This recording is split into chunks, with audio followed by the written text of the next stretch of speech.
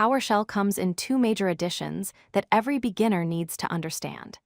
These editions have significant differences in how they work and where they can run.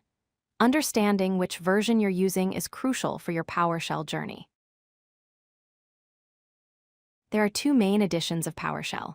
First, we have Windows PowerShell version 5.1, which is the older Windows-specific edition. Second, we have PowerShell Core version 7 and above, which is the modern, cross-platform edition. Both are still in use today, but they serve different purposes. Windows PowerShell 5.1 is built on the .NET framework. It only runs on Windows operating systems and comes pre-installed on Windows 10 and Windows 11. While it still receives security updates, it's no longer getting new features.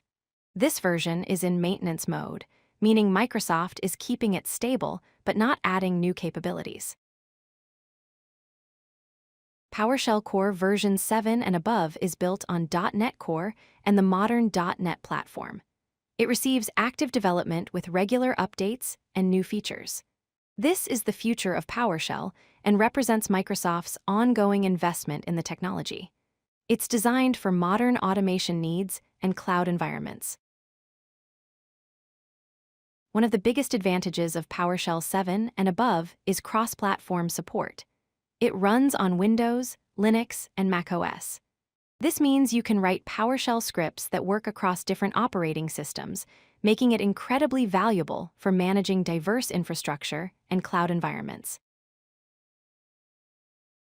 To check which version of PowerShell you're running, use the automatic variable $PS version table.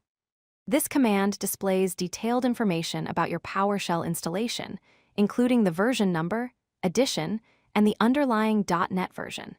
This is one of the first commands you should learn as a beginner. Let's summarize the key differences. Windows PowerShell uses the .NET framework, only runs on Windows, and is in maintenance mode.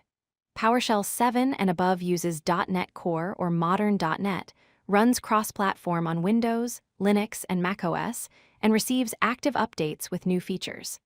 These differences impact which version you should choose for your projects. For new projects and modern automation tasks, you should use PowerShell 7 or above. It's the actively developed version with cross-platform capabilities and the latest features. Unless you're maintaining legacy systems or have specific requirements for Windows PowerShell 5.1, starting with PowerShell 7 is the recommended path for beginners learning PowerShell today. If you like this video, hit that like button and don't forget to subscribe. Visit codelucky.com for more such useful content.